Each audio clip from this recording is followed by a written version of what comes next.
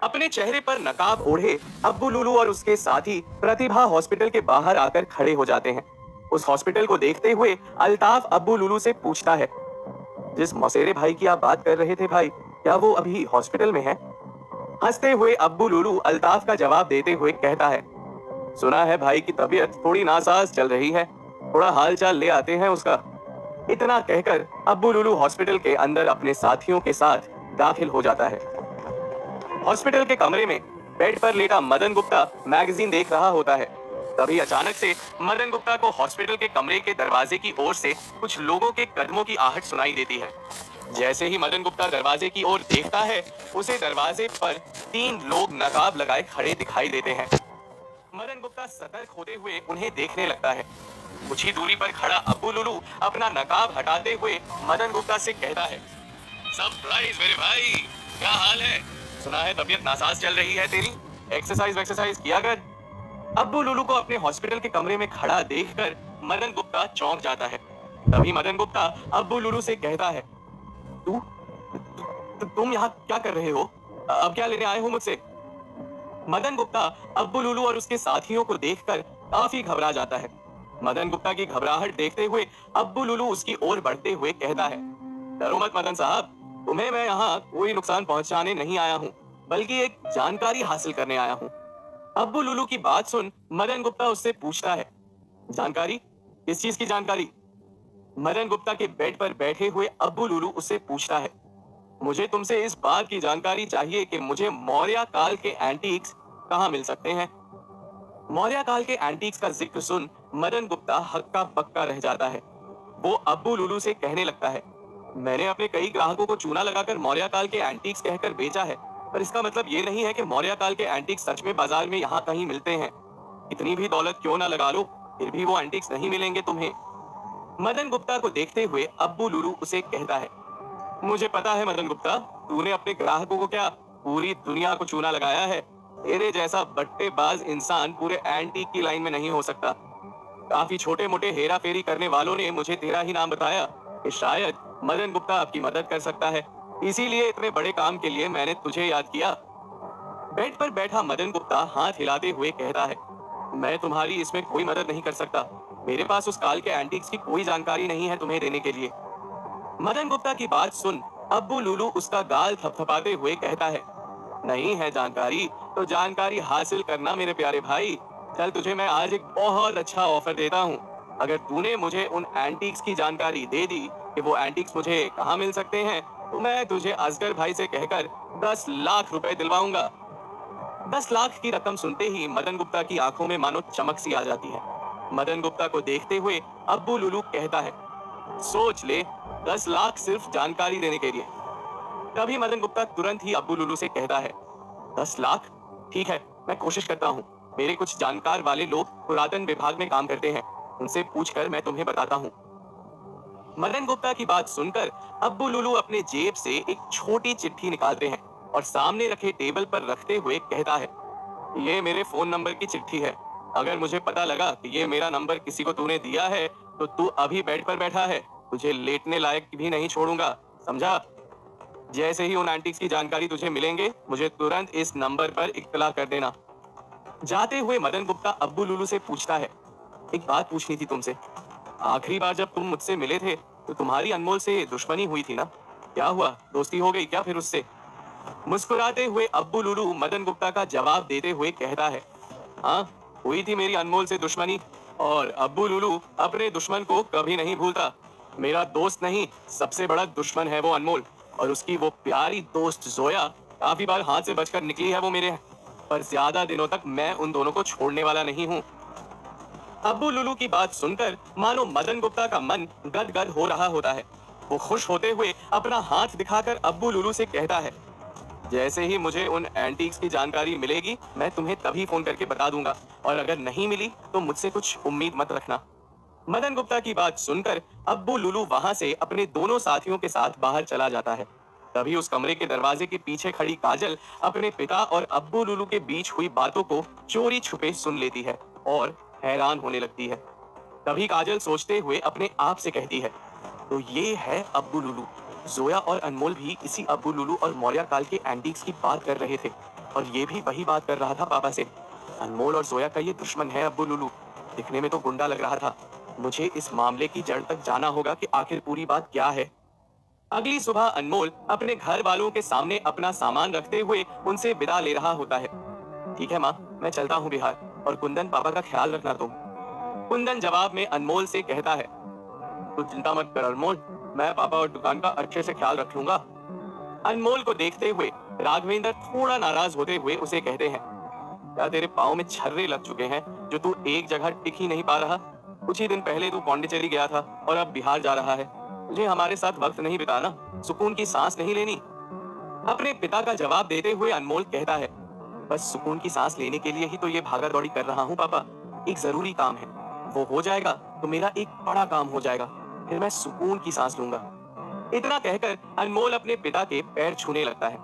अनमोल को आशीर्वाद देते हुए राघवेंद्र उससे कहता है, अच्छे से जाना और जल्दी लौट आना। चंदा भी अनमोल से कहती है, रोज मुझे सुबह शाम कॉल करते रहना और जल्द ही लौट आना। अपना सर हिलाते हुए अनमोल फोन में देखते हुए कहता है, चलिए लगता है मेरी कैब आ गई है, मैं निकलता हूँ एयरपोर्ट के लिए। इतना कहकर अनमोल अपने घर से एयरपोर्ट के लिए निकल जाता है।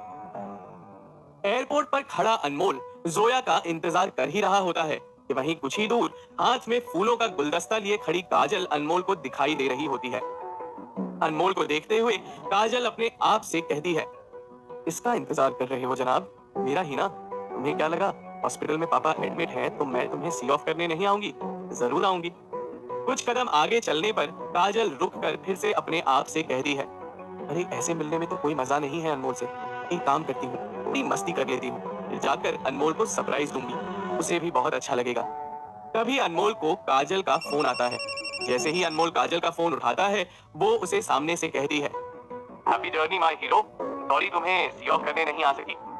काजल की बात सुनते हुए अनमोल उसे कहता है, अरे कोई बात नहीं काजल, तुम अपने पापा का ख्याल रखो, बस ये मिलना जुलना तो लगा ही रहेगा। ठीक उसी वक्त अनमोल के सामने जोया अपना सामान हाथ में लिए आ रही होती है। जोया को आता हुआ देख अनमोल काजल को फोन पर कहता है, ठीक है काजल, मुझे अंदर जाना है, मैं तुमसे बाद में बात करता हूँ। इतना कहकर अनमोल फोन रख देता है और जोया की ओर जाते हुए उसे कहता है, लाइट जाने के बाद आती क्या तू? पता है कितनी देरी हो गई है, चल जल्दी। घड़ी में वक्त देखते हुए जोया भी अनमोल से कहती है, तू भी ना बड़ा ताल बेला इंसान है, अभी 40 मिनट तो है अपने पास, क्यों इतनी अकड़ रहती है तुझे? अपना सर हिलाते हुए अनमोल जोया से कहता है, तेरे तानों में 40 मिनट यहीं निकल जाएंगे, चल अभी अंदर। काजल अनमोल को जोया के साथ एयरपोर्ट के अंदर दाखिल होता हुआ देख लेती है। दोनों को एयरपोर्ट के अंदर दाखिल होता हुआ देख काजल के मानो तन बदन में आग लग जाती है। गुस्से के मारे वो अपना गुलदस्ता सड़क पर फेंक देती है और झल्लाते हुए कहती है, अनमोल इस जोया के साथ बिहार जा रहा है, मुझे समझ लेना चाहिए था कि जोया कुछ ऐसा ही करेगी। काफी नाराज होकर काजल एयरपोर्ट से चली जाती है। मदन गुप्ता अपने बेड पर शांति से सो रहा होता है और उसके सामने अपने अंदर गुस्से का ज्वालामुखी लिए बैठी होती है काजल, जिसके गुस्से का लावा बाहर निकलने के लिए अंदर उफान मार रहा होता है। तभी काजल सोचते हुए कहती है, अनमोल ने मुझे बताया भी नहीं कि वो जोया के साथ बिहार जा रहा है, कहीं अनमोल मुझे धोखा तो नहीं दे रहा? नहीं नहीं, अनमोल ऐसा लड़का बिल्कुल नहीं है, जरूर कोई और बात है। जोया और अनमोल मौर्य काल के एंटीक्स की बात कर रहे थे, जरूर ये लोग उन एंटीक्स के सिलसिले में साथ गए हैं, जिन एंटीक्स की जानकारी उस गुंडे अब्बू लुलू को भी चाहिए। पर अनमोल मुझे बता तो सकता था ना कि आखिर बात क्या है। मन कर रहा है कि मैं अपने सारे रिश्ते अनमोल से तोड़ लूं, पर अनमोल के बिना मैं जी भी तो नहीं सकती। मुझे इस जोया का कुछ करना ही होगा, कोई तो होगा जो मुझे इस जोया से छुटकारा दिला सकता है। तभी काजल की नजर मदन गुप्ता के बेड के सामने रखे टेबल पर जाती है, जहां पर अब्बू लुलू के फोन नंबर की चिट्ठी रखी हुई होती है। उस चिट्ठी को देखते हुए काजल को अब्बू लुलू की बात याद आती है, जहां वो कहता है कि जोया और अनमोल उसके दुश्मन हैं। उस चिट्ठी को अपने हाथ में दबाते हुए काजल कहती है, अनमोल तो मुझे बताने से रहा कि ये सारा माजरा क्या है, पर हो सकता है कि ये अब्बू लुलू की मदद से मेरे सवालों के जवाब मिल जाएं। क्या काजल मिलेगी अब्बू लुलू से या फिर नहीं? कैसे मिलेंगे काजल को अपने सवालों के जवाब? और क्या काजल अनजाने में पैदा करेगी अनमोल के लिए कोई मुसीबत? जानने के लिए सुनते रहिए आईना, सच और झूठ का, only on pocket FM.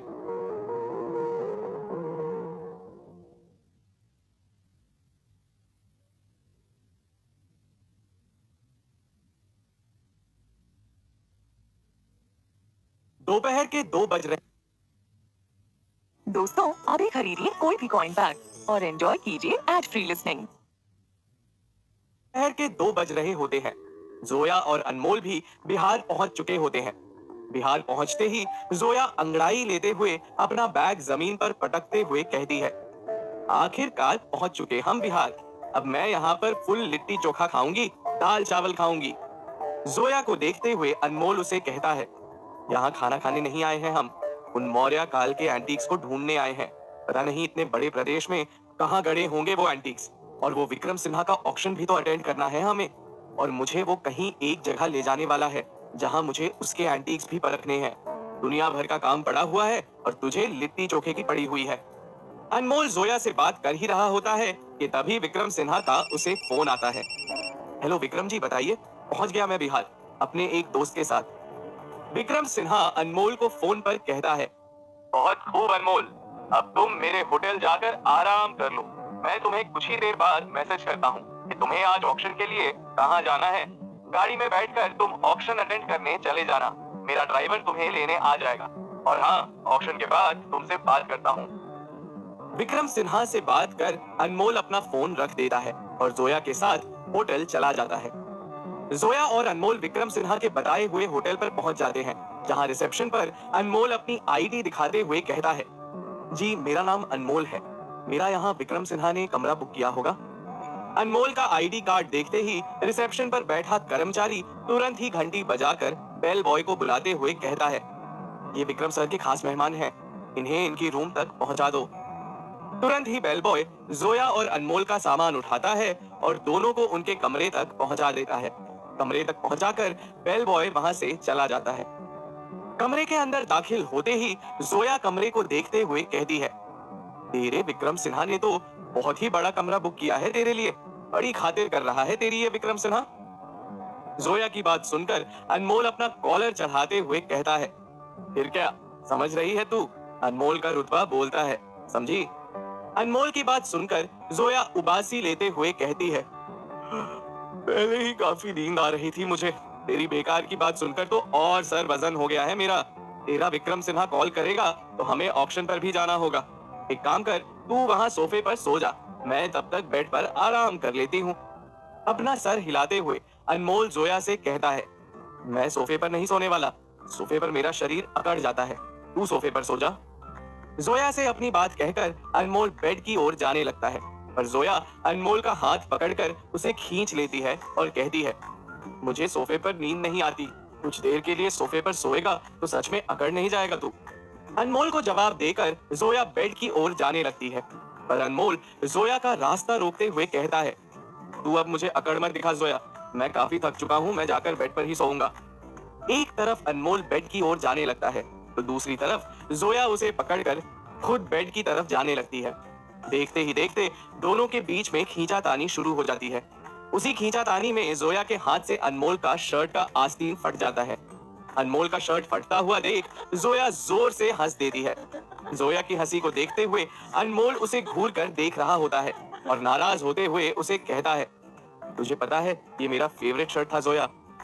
Zoya अपने हंसी को काबू करते हुए कहती है, पता है मैंने ही तुझे दिया था, वैसे थोड़ा और शर्ट फाड़ ले अपना और निकल जा बिहार के सड़क पर, लोग खूब पैसे देंगे तुझे, पक्का इंटरनेशनल भिखारी लग रहा है। अनमोल की चुटकी लेते हुए जोया और हंसने लगती है। जोया को हंसता हुआ देख अनमोल उत्तेजित होते हुए उसे कहता है, बहुत हंसी आ रही है तुझे, ठहर, तेरे 3-4 कपड़े तेरे बैग से निकालकर फाड़ देता हूँ आज, हंसने की जगह रोती बिलखती फिरेगी तू। अनमोल जैसे ही जोया के बैग की ओर जाने लगता है तभी जोया अपना पैर अनमोल के आगे लगा देती है, जिससे कि अनमोल जमीन पर गिर जाता है। जमीन पर गिरते ही जोया अनमोल को देख हंसने लगती है, पर उसकी हंसी तब गायब हो जाती है जब अनमोल दर्द से कराहते हुए कहता है, ओ मेरा पैर जोया, मेरा पैर। जोया अपनी सारी हंसी भूलकर अनमोल के पैर को देखते हुए कहती है, सॉरी सॉरी अनमोल, मुझे नहीं पता था कि तुझे चोट आ जाएगी, कहाँ लगी तुझे। जोया अनमोल के पैर को देखने लगती है। तभी अनमोल जोया की निगाहों में देखते हुए मुस्कुराने लगता है। जोया परेशान होते हुए अनमोल के पैर को छूते हुए कहती है, यहाँ लगी तुझे, बताना कहाँ लगी है। अनमोल बिना कुछ कहे जोया के खूबसूरत चेहरे में कहीं खो सा जाता है। तभी जोया अनमोल के मुस्कुराते हुए चेहरे को देखकर समझ जाती है कि वो उससे मजाक कर रहा है। तुरंत ही जोया अपनी जगह से उठकर उसके पैर को लात मारते हुए कहती है, मजाक कर रहा है ना तू? पता है कितना डर गई थी मैं? पहले ही नजाकत की पुतली है तू, जरा सी मार बर्दाश्त नहीं कर सकता। अपने पैरों पर खड़े होकर अनमोल हंसते हुए जोया से कहता है, तू जब परेशान होती है ना जोया, तेरा चेहरा देखने लायक होता है। जब तक तुझे ऐसे वैसे करके ना समझाओ, बात तो तुझे समझ आता नहीं। उसी वक्त अनमोल को विक्रम सिन्हा का मैसेज आता है। उस मैसेज को देखते हुए अनमोल कहने लगता है, 4 बजे जाना है हमें ऑक्शन अटेंड करने। एड्रेस भेज दिया है विक्रम सिन्हा ने। चल, अब मैं भी काफी थक चुका हूँ। जा, जी ले अपनी जिंदगी और सो जा जाकर बेड पर। मैं सोफा पर ही सो जाता हूँ। ये तेरा साइड होगा और ये मेरा। अगर इसमें भी तू खुश नहीं है तो अपना अलग सा रूम ले ले। इतना कहकर अनमोल सोफे पर जाकर लेट जाता है और जोया भी अनमोल को देखकर मुस्कुराने लगती है। ठीक 4 बजे जोया और अनमोल विक्रम सिन्हा के बताए हुए पते पर पहुंच जाते हैं। विक्रम सिन्हा के बताए हुए पते पर पहुंचकर जोया उस जगह को देखते हुए कहती है, ये तो एक रिजॉर्ट लग रहा है, काफी खूबसूरत जगह है। ताना मारते हुए अनमोल जोया से कहता है, खूबसूरत जगह लग रही है तो यहीं बसने का इरादा है क्या? चल अभी अंदर चलते हैं, ऑक्शन भी अटेंड करना है मुझे। गुस्से भरी निगाहों से जोया अनमोल को देखते हुए उसके पीछे चलने लगती है, पर तभी अनमोल के सामने एक बूढ़ा आदमी आकर खड़ा हो जाता है, जिसके हाथ में एक बड़ी सी थैली होती है। उस थैली को दिखाते हुए वो बूढ़ा आदमी अनमोल से कहता है, मेरे पास एक बहुत अच्छा एंटीक है लड़के, खरीदना चाहोगे? मैं चाहता हूँ कि तुम जैसा कोई नौजवान मेरे इस एंटीक को खरीदे। तभी अनमोल उस आदमी से पूछता है, क्या है आपके पास और क्या नाम है आपका? मेरा नाम अनमोल है। वो आदमी अनमोल से कहता है, मेरा नाम जाधव है, मैं बक्सर गांव का निवासी हूँ। ये देखो, ये है मेरे पास। अपने थैली खोलते हुए जाधव अनमोल को दिखाता है, जिसके अंदर रखी हुई होती है एक जंग लगी हुई ढाल जैसी दिखने वाली चीज। उस एंटीक को देखकर जोया अपना मुंह बनाते हुए कहती है, ये कोई एंटीक है? ये तो पुरानी जंग लगी हुई कोई ढाल नजर आ रही है।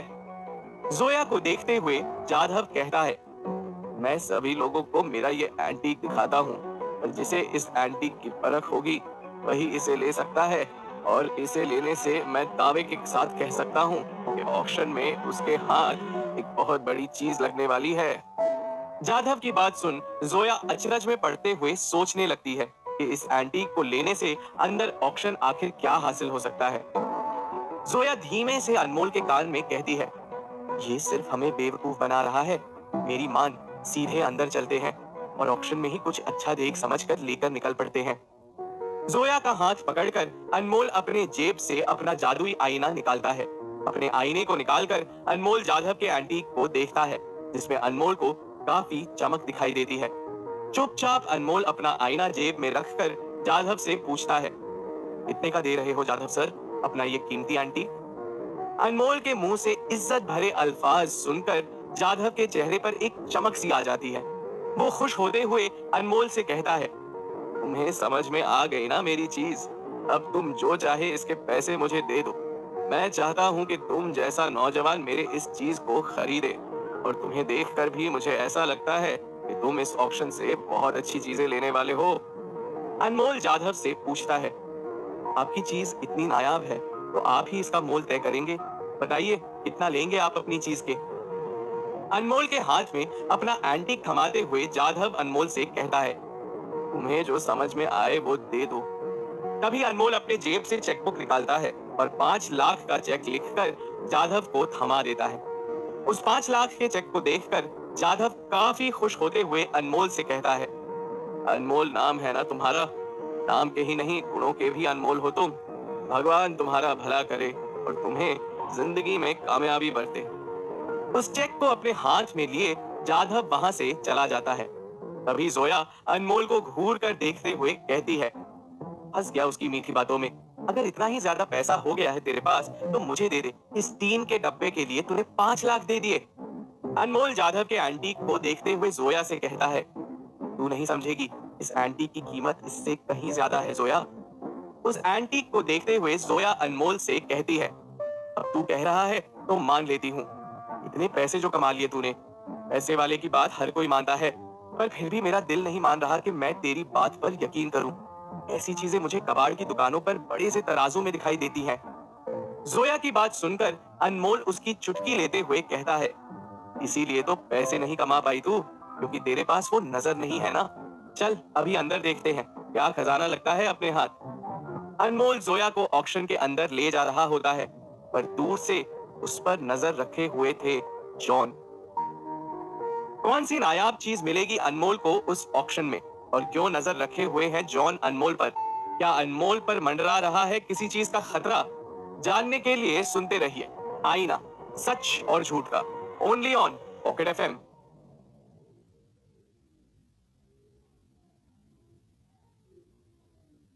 अनमोल और जोया जाधव से एंटीक खरीदकर ऑक्शन अटेंड करने अंदर चले जाते हैं। ऑक्शन के अंदर जाते हुए विक्रम सिन्हा का आदमी जॉन जोया और अनमोल पर अपनी पैनी नजर रखे हुए होता है। जोया और अनमोल उस रिजॉर्ट के पीछे गार्डन में जाते हैं जहां ऑक्शन हो रहा होता है। ठीक उसी वक्त अनमोल को विक्रम सिन्हा का फोन आता है। जैसे ही अनमोल विक्रम सिन्हा का फोन उठाता है, विक्रम सिन्हा अनमोल को फोन पर कहता है, हेलो अनमोल, तो पहुंच गए तुम ऑक्शन की जगह पर? जवाब देते हुए अनमोल विक्रम सिन्हा से कहता है, जी सर मैं पहुंच गया हूं। अनमोल का जवाब मिलने पर विक्रम सिन्हा उसे कहता है, गुड गुड, अभी कुछ ही देर में मेरा एक आदमी तुम्हें रिसीव करेगा और मुझे तुमसे एक जरूरी बात बतानी थी। उस ऑक्शन में मुझे सबसे नायाब चीज तुम्हें मुझे ढूंढ कर देनी है। ज्यादा चीजों पर बोली मत लगाना, जो चीजें कीमती हैं उसी पर बोली लगाना, क्योंकि वहाँ ऑक्शन में ज्यादा चीजों की बेस प्राइस काफी ज्यादा है। मैं भी बिहार में ही हूँ, जब तक ऑक्शन खत्म हो जाएगा मैं भी वहाँ पहुँच जाऊंगा।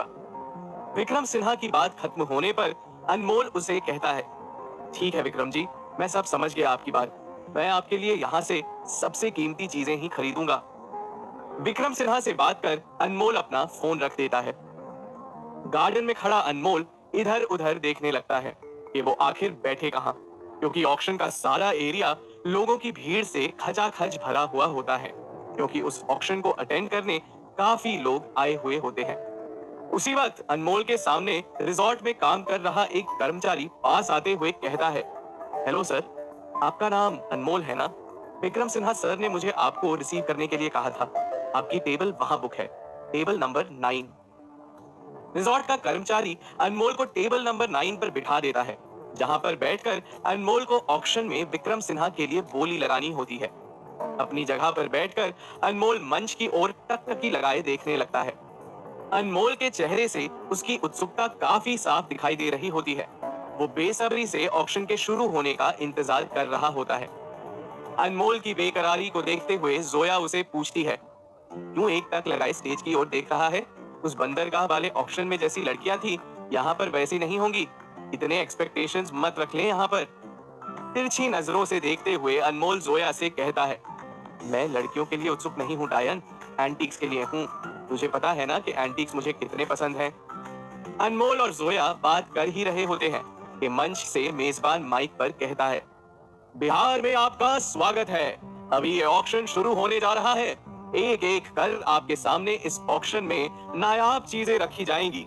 हम उम्मीद करते हैं कि ऑक्शन में रखे हुए एंटीक्स आप लोगों को पसंद आएंगे। मंच से मेजबान घोषणा कर देता है।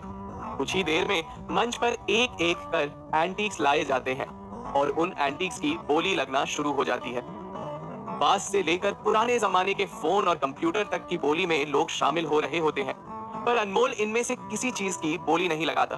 वो बस इन सभी एंटीक्स को अपने जादुई आईने से अपने हथेली के नीचे दबाए परख जरूर रहा होता है, पर अनमोल का आईना एक भी एंटीक की ओर इशारा नहीं करता कि वो नायाब है।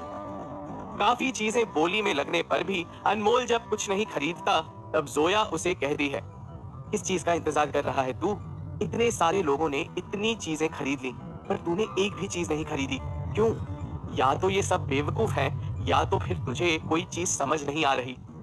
अनमोल भी विचलित होते हुए जोया से कहता है, बात दरअसल ऐसी है जोया कि जब तक मैं वो चीज नहीं खरीदता, जब तक कि मुझे मेरा आईना उस चीज की असलियत नहीं दिखा देता।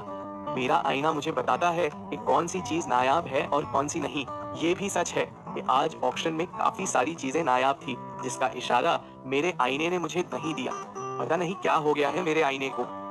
अनमोल जोया से अपने आईने के बारे में थोड़ा घबराते हुए बात कर ही रहा होता है कि तभी अनमोल का आईना उसकी हथेली के नीचे से चमक उठता है। जैसे ही अनमोल अपने आईने में देखता है, उसे एक रोशनी नजर आती है। तभी अनमोल का ध्यान मंच पर जाता है, जहां पर 4 तलवारों की बोली लगनी शुरू हो जाती है। उन तलवारों को अनमोल अपने हथेली के नीचे छुपाए अपने जादुई आईने से देखता है और उन तलवारों का प्रतिबिंब अनमोल को आईने में काफी चमकदार दिखाई देता है। उन तलवारों के चमकते हुए प्रतिबिंब को देखते हुए अनमोल हैरान हो जाता है और समझते हुए जोया से कहता है, अब मुझे समझ में आया जोया कि मेरा आईना मुझे यहाँ के नायाब एंटीक्स क्यों नहीं दिखा रहा था, क्योंकि मेरा आईना चाहता है कि मैं सिर्फ उन तलवारों को खरीदूं जो यहाँ पर सबसे कीमती एंटीक्स हैं। बाकी की चीजें भी नायाब थी, पर ये तलवारें बहुत ज्यादा कीमती हैं। उन पुरानी तलवारों को देखते हुए जोया अनमोल से कहती है, विक्रम सिन्हा ने तुझे सबसे कीमती चीज खरीदने के लिए कहा है ना। यहाँ पर ना जाने ऐसे कितने एंटीक्स थे जिसे लोगों ने बढ़ चढ़कर खरीदा, और ये पुरानी तलवारों को तो कोई भी नहीं खरीद रहा। इन तलवारों के बेस प्राइस की कीमत भी काफी सस्ती है बाकी एंटीक से, सिर्फ 50,000। तुझे सच में लगता है कि ये 4 तलवारें नायाब हो सकती हैं? जोया का प्रश्न करना बिल्कुल वाजिब था। जहां ऑक्शन में आए एक से बढ़कर एक धुरंधर नायाब एंटीक्स को काफी महंगे दामों में खरीदे जा रहे थे, तो वहीं अनमोल का आईना मात्र 50,000 की पुरानी तलवारों की ओर इशारा कर रहा था कि वो सबसे कीमती एंटीक्स हैं उस जगह पर। अनमोल भी कुछ देर के लिए विचलित हो जाता है, पर अंत में वो जोया से कहता है, नहीं जोया, मैं दावे के साथ कह सकता हूँ कि मेरा आईना कभी झूठ कह ही नहीं सकता। चाहे दुनिया इधर की उधर हो क्यों ना जाए, मंच पर रखी वो तलवारें जरूर बहुत नायाब हैं। मैं इन्हें खरीद ही लेता हूँ। जैसे ही अनमोल मंच पर देखता है, मेजबान चिल्लाते हुए कहता है, कौन है जो इन 4 तलवारों को खरीदना चाहेगा? कोई नहीं। आप देख रहे हो आपके सामने ये 4 तलवार सिर्फ 50,000 रुपए में इसकी बोली शुरू होती है।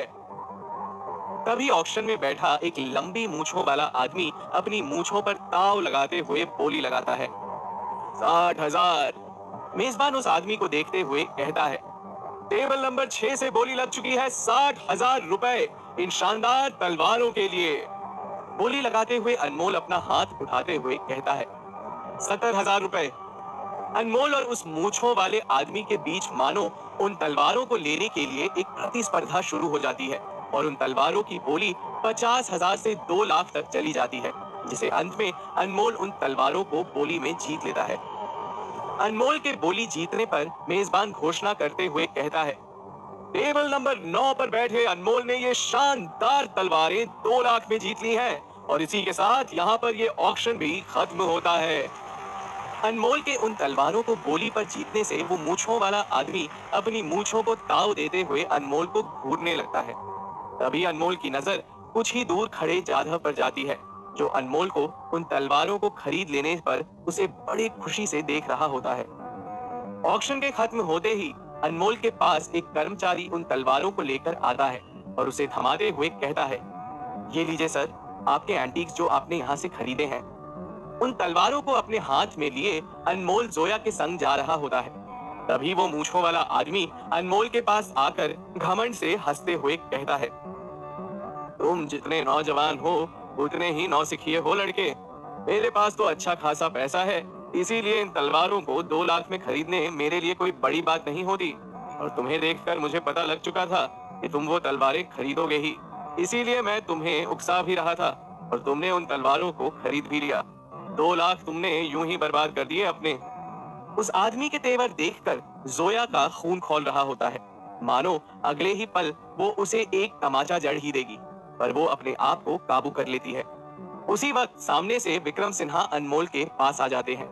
अनमोल के पास आकर विक्रम सिन्हा कहते हैं, मुझे खबर मिल चुकी है अनमोल कि तुमने इस ऑक्शन से 4 तलवारें खरीदी हैं, और मुझे भी ये जानकारी मिली है अपने आदमियों से कि जो एंटीक्स तुमने यहाँ से बोली में ली है वो नायाब है ही नहीं, उससे ज्यादा कीमती चीजें इस ऑक्शन में मौजूद थी।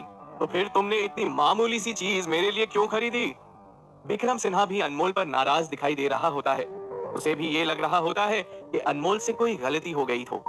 तभी वो मूंछों वाला आदमी विक्रम सिन्हा से हाथ मिलाते हुए कहता है, हेलो विक्रम जी, कैसे हैं आप? विक्रम सिन्हा उस आदमी से हाथ मिलाते हुए कहता है, मैं बहुत अच्छा हूँ प्रताप, तुम कैसे हो? प्रताप अपने मूंछों पर ताव देते हुए विक्रम सिन्हा से कहता है, मैं बढ़िया हूँ और मुझे अब समझ आया कि ये अनमोल आपकी ओर से बोली लगा रहा था।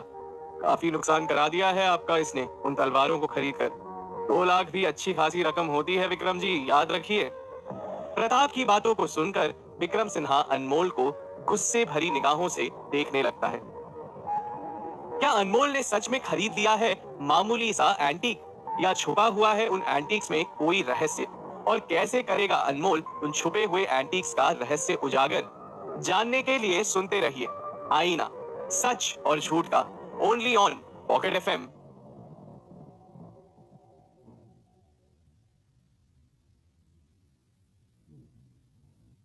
प्रताप अपनी बातों से अनमोल और विक्रम सिन्हा के बीच उठी चिंगारी को हवा दे रहा होता है। तभी प्रताप विक्रम सिन्हा से कहता है, आपके 2 लाख गए विक्रम जी। इन्हीं 2 लाख से आपके लिए ये लड़का आज के ऑक्शन से ऐसी ऐसी चीजें ले सकता था जो वाकई में नायाब थे, लेकिन इसने आपके लिए सबसे घटिया चीज खरीदी। वैसे आज के ऑक्शन में मैंने काफी अच्छे एंटीक्स खरीदे हैं विक्रम जी, कहो तो आपको दिखाऊं? मुझे यकीन है कि आपको मेरी खरीदी हुई एंटीक्स काफी अच्छे लगेंगे। प्रताप की बातें अनमोल और विक्रम सिन्हा के बीच में आग में घी का काम कर रही होती है।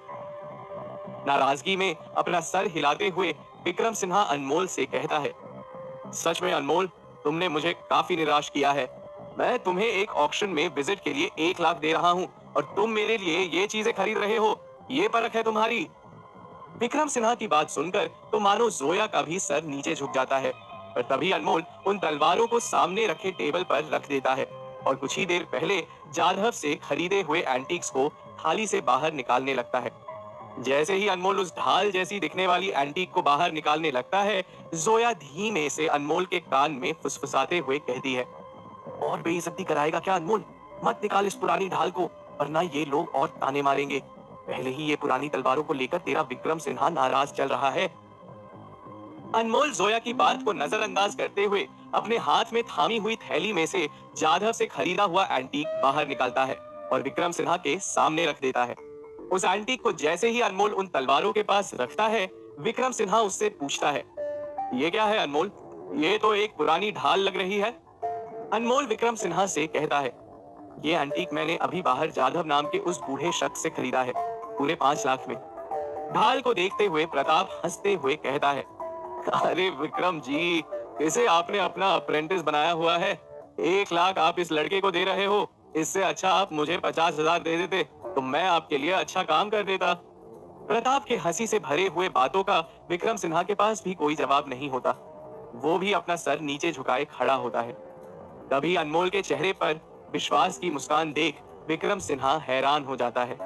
अनमोल समझाते हुए विक्रम सिन्हा से कहता है, ये कोई मामूली पुरानी जंग लगी हुई ढाल नहीं है विक्रम जी, ये तलवारें और इस ढाल का गहरा नाता है। उसी वक्त अनमोल अपने हाथ में उन तलवारों को लेता है।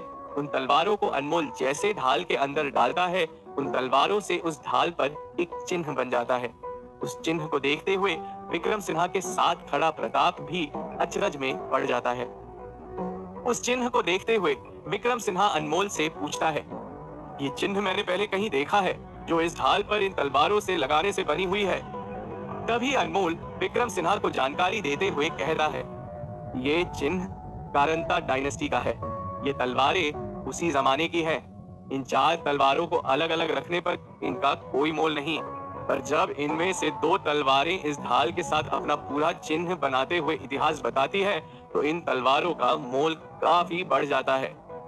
उन तलवारों से ढाल पर बनी आकृति को देखते हुए प्रताप फोन में जानकारी एकत्रित करना शुरू कर देता है।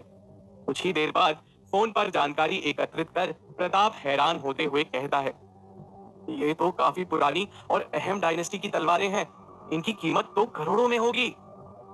प्रताप की बात सुनकर वहां खड़ा विक्रम सिन्हा भी दंग रह जाता है और अनमोल के कंधे पर हाथ रखते हुए कहता है, मुझे माफ कर देना अनमोल, जो मैंने तुम्हारी आंखों पर शक किया। मुझे यकीन है कि तुमने मेरे किसी भी बात का बुरा नहीं माना होगा। अपना सर हिलाते हुए अनमोल विक्रम सिन्हा से कहता है, मैंने आपकी किसी भी बात का बुरा नहीं माना विक्रम जी। तभी अनमोल प्रताप की ओर देखते हुए कहता है, ना तो मुझ में बेकार का घमंड है और ना ही मुझे बेकार की बातें करने आती हैं। मैं बस अपना काम करना जानता हूँ, जो मैं बखूबी जानता हूँ। अनमोल की बात सुनकर वहां खड़ा प्रताप शर्म से पानी पानी हो रहा होता है, मानो उसका घमंड चूर चूर हो गया हो। अपने जेब से चेक निकालते हुए विक्रम सिन्हा अनमोल से पूछता है, तुमने इन तलवारों की ढाल अपने पैसों से 5 लाख में खरीदी है ना? पर 5 लाख के बदले मैं तुम्हें वो रकम दूंगा जो तुम मुझे कहोगे, और मुझे ये भी जानना है कि इस ढाल को तुमने खरीदा किससे है। विक्रम सिन्हा की बात सुन अनमोल कुछ ही दूर खड़े जाधव को देखता है, जो उन्हीं की बातें सुन रहा होता है। जाधव को देखते हुए अनमोल उसे अपने पास बुलाता है। जाधव जी, प्लीज यहाँ आइए। जैसे ही जाधव अनमोल के पास आता है, अनमोल उसे पूछता है, जाधव जी, क्या आप इन्हें बता सकते हैं कि ये ढाल आपके पास आई कहां से और कैसे आपने मुझे इसे बेचा? अनमोल की बात सुन जाधव उसे कहता है, मेरा एक बेटा है मानव, वो बड़ा ही निकृष्ट है, तुम जैसा तो बिल्कुल नहीं। ये जो तलवारें और म्यान तुम देख रहे हो, ये सदियों से मेरे परिवार का हिस्सा रही हैं। पर चंद पैसों के लिए मेरे बेटे ने इन तलवारों को इन ऑक्शन वालों को दे दिया। ऑक्शन वालों ने जैसे तैसे तलवारें तो ले ली, पर इस ढाल को नहीं लिया, क्योंकि ये काफी पुरानी लग रही थी। पर वो ये नहीं जानते थे कि इस ढाल के बिना इन तलवारों का मोल काफी कम हो जाता है। पर तुम जान चुके थे कि इसका असल मोल क्या है, इसीलिए मैंने तुमसे बाहर कहा था कि मैं तुम जैसा नौजवान शख्स को ही अपना एंटीक बेचना चाहता हूँ, क्योंकि मैं चाहता हूँ कि मेरी ये तलवारें और ढाल एक नौजवान के पास रहे, जो इसे अच्छे से संभाल कर रख सके। मेरी तो जिंदगी जैसे तैसे कट चुकी है, इसलिए मैं चाहता था कि तुम जैसा शख्स इस एंटीक को खरीद लो, जिसे असली चीजों का बोध हो। और तुमने इस ऑक्शन में तलवारों को लेकर साबित कर दिया कि तुम्हें चीजों की इतनी परख है। जाधव की बात सुनकर अनमोल विक्रम सिन्हा से कहता है, अगर मैं आपसे कुछ मांगू विक्रम जी, तो क्या वो चीज आप मुझे दोगे? अपना सर हिलाते हुए विक्रम सिन्हा अनमोल से कहता है, आज तुम जो मांगोगे मुझसे, मैं तुम्हें देने के लिए तैयार हूँ। अनमोल, बोलो क्या चाहिए तुम्हें? तलवारों की ओर देखते हुए अनमोल विक्रम सिन्हा से कहता है, ये जो 5 लाख में मैंने तलवारों की ढाल खरीदी है, वो मैं आपको बेचना नहीं चाहता। उल्टा मैं आपसे वो 4 तलवारें खरीदना चाहता हूँ, पूरे 25 लाख रुपए में। देखा जाए तो ये आपके लिए घाटे का सौदा नहीं होगा। अनमोल की बात पर गौर करते हुए विक्रम सिन्हा उसे पूछता है, लेकिन तुम इन एंटीक्स को मुझसे क्यों खरीदना चाहते हो अनमोल? ज्यादा पैसों में बेचना चाहते हो इन्हें?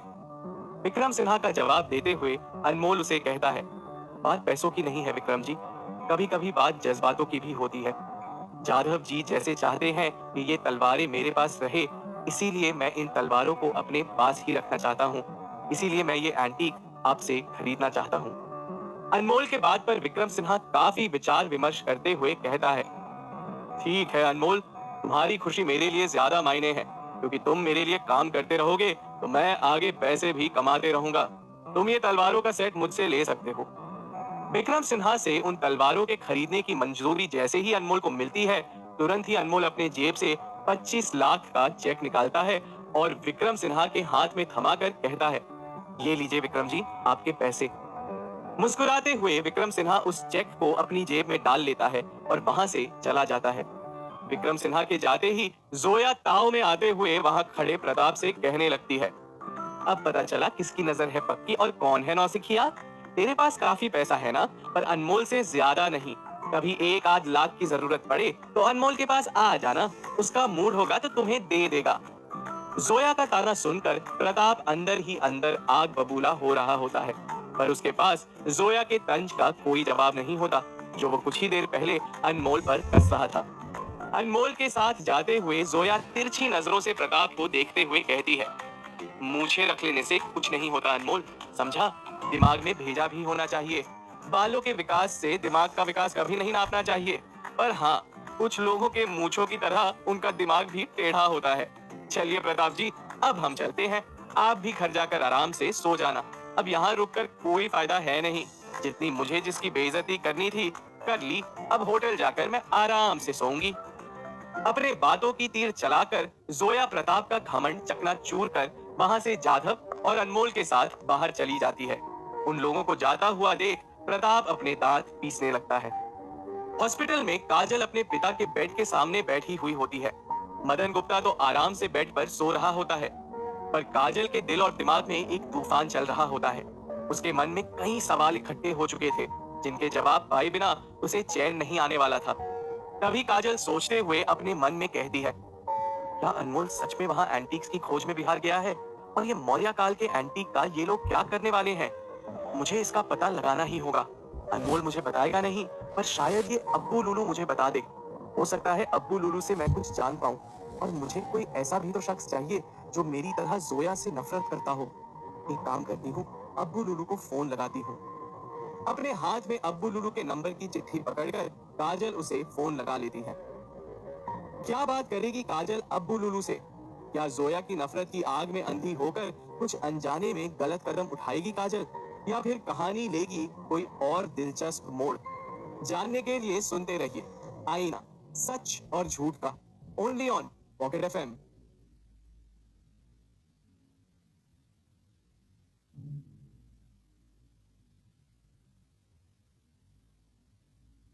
के बाद अनमोल और जोया अपने होटल के कमरे में आकर वहां रखी कुर्सियों पर बैठ जाते हैं। कुर्सी पर बैठते ही अनमोल अपना फोन सामने रखी टेबल पर रख देता है।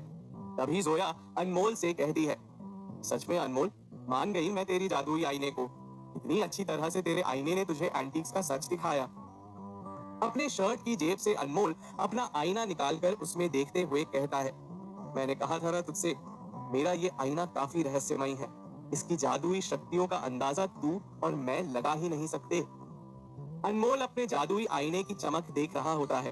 तभी जोया की नजर टेबल पर रखे अनमोल के फोन पर जाती है, जिसके अंदर वो काजल के 6 मिस्ड कॉल्स देखती है। तभी उस आईने को जोया अपने हाथ में लेती है और अनमोल से पूछती है, तेरा आईना तुझे संसार की सच्चाई दिखा सकता है, पर मुझे तेरी सच्चाई जानना है। तू काजल के साथ खुश तो है ना?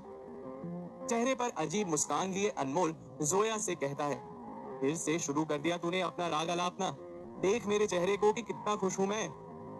अनमोल अपना मुस्कुराता हुआ चेहरा जोया को दिखाने लगता है, पर जोया अनमोल के मुस्कुराते हुए चेहरे को देख हैरान हो जाती है, क्योंकि जोया के हाथ में अनमोल का जादुई आईना होता है और उस आईने में जोया अनमोल का चेहरा देख लेती है, जिसमें अनमोल काफी मायूस दिखाई दे रहा होता है।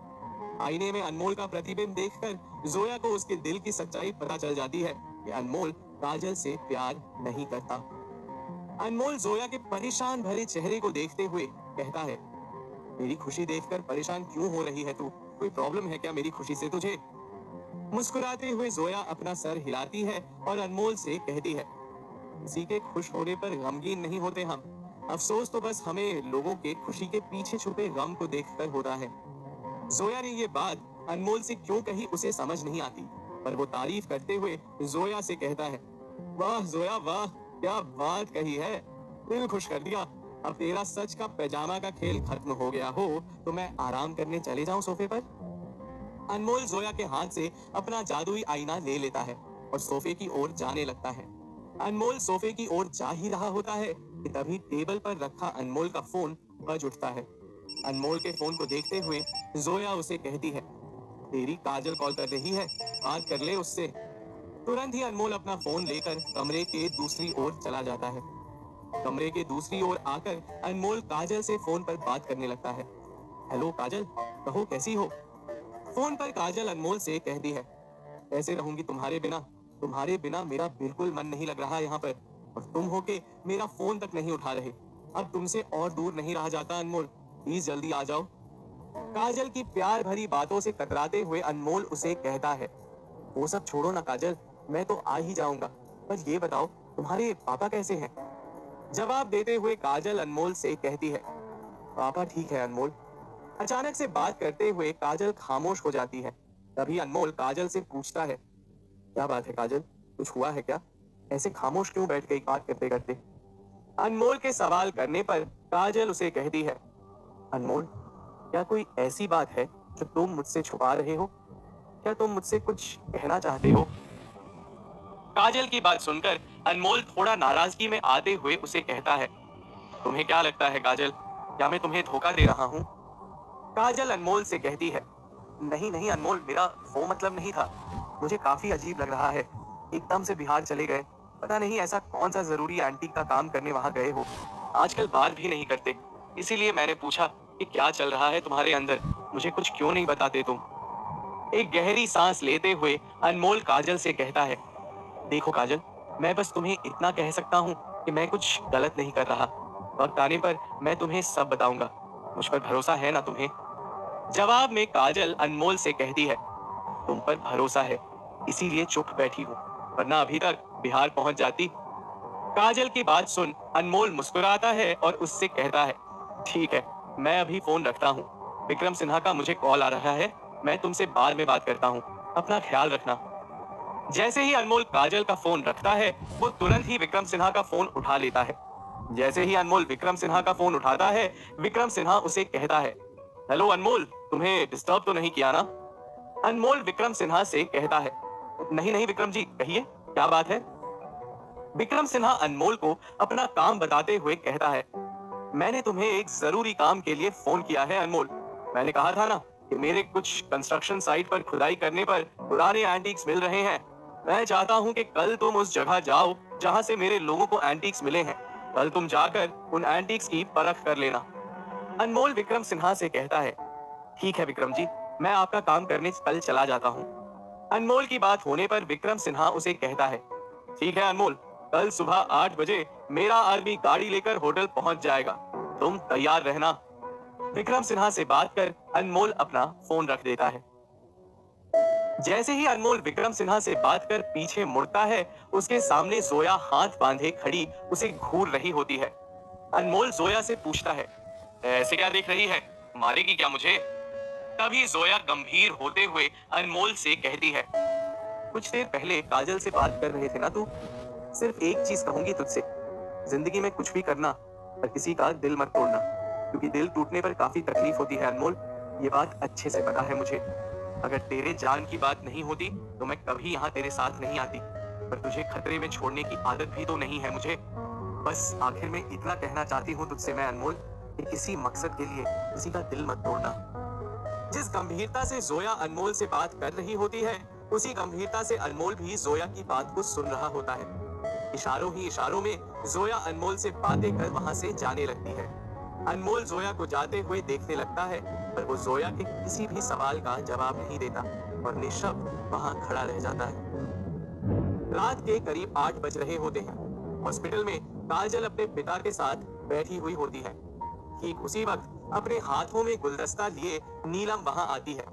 नीलम को अस्पताल में आता हुआ देख काजल उसे पूछती है, अरे नीलम, तू यहाँ? मदन गुप्ता के बेड की ओर बढ़ते हुए नीलम कहने लगती है, मुझे यहाँ देखकर हैरान हो रही है। पता है अंकल, आपको हार्ट अटैक आया है और मुझे काजल ने बताया ही नहीं। नीलम को हॉस्पिटल में देखकर मदन गुप्ता सहमते हुए अपने मन में सोचते हुए कहता है, ये नीलम से मुझे बचकर रहना होगा। ये भी तो एक डॉक्टर है। अगर गलती से भी इसने ये पकड़ लिया कि मैं नाटक कर रहा हूँ, मेरे लेने के देने पड़ जाएंगे। इसीलिए इससे ज्यादा बातचीत नहीं करता हूँ, वरना चोरी पकड़ी जा सकती है मेरी। अपने चेहरे पर एक झूठी मुस्कान लाते हुए मदन गुप्ता काजल से कहता है, अरे बेटा, तूने नीलम को क्यों नहीं बताया मेरी तबीयत के बारे में? आखिर वो भी तो एक डॉक्टर है, उससे भी थोड़ी राय मशवरा कर लेती। चल खैर, कोई बात नहीं, अब तो मेरी तबीयत ठीक हो रही है। मैं अब थोड़ी देर आराम कर लेता हूँ, काफी नींद आ रही है मुझे। तुम दोनों दोस्त आपस में बात करो। मदन गुप्ता की बात सुनकर नीलम अपना गुलदस्ता उनके टेबल के पास रखते हुए कहती है, आप सो जाइए अंकल, मैं तो बस आपको देखने आई थी। वैसे भी आपको इस हालत में ज्यादा आराम करना चाहिए। नीलम के बात करते ही काजल कहती है, हाँ पापा, आप आराम से सो जाइए, मैं नीलम के साथ बाहर जाकर बात करती हूँ ताकि आपको डिस्टर्ब ना हो। काजल नीलम के साथ बाहर जा रही होती है कि तभी काजल का फोन, जो मदन गुप्ता के तकिए के पास रखा हुआ होता है, वो बज उठता है। जैसे ही काजल की नजर अपने फोन पर जाती है तो उसमें अब्बू लूलू का नंबर दिखाई देता है। अपने फोन में अब्बू लूलू का कॉल आता हुआ देख काजल सहमते हुए अपने आप से कहती है, ये तो अब्बू लूलू का फोन आ रहा है, मुझे लगता है मेरा कॉल देखा होगा तो शायद इसीलिए मुझे रिटर्न कॉल कर रहा है। काजल अपने फोन को उठाने जैसे ही जाती है, तभी मदन गुप्ता काजल का फोन अपने हाथ में ले लेता है और कॉल उठा लेता है। क्या करेगा मदन गुप्ता काजल के फोन पर अब्बू लूलू का नंबर देखकर? कहां भेज रहा है विक्रम सिन्हा अनमोल को एंटीक्स परखवाने के लिए? क्या अनमोल और जोया को मिल जाएंगे मौर्य काल के वो एंटीक्स जिसे वो ढूंढने आए हैं?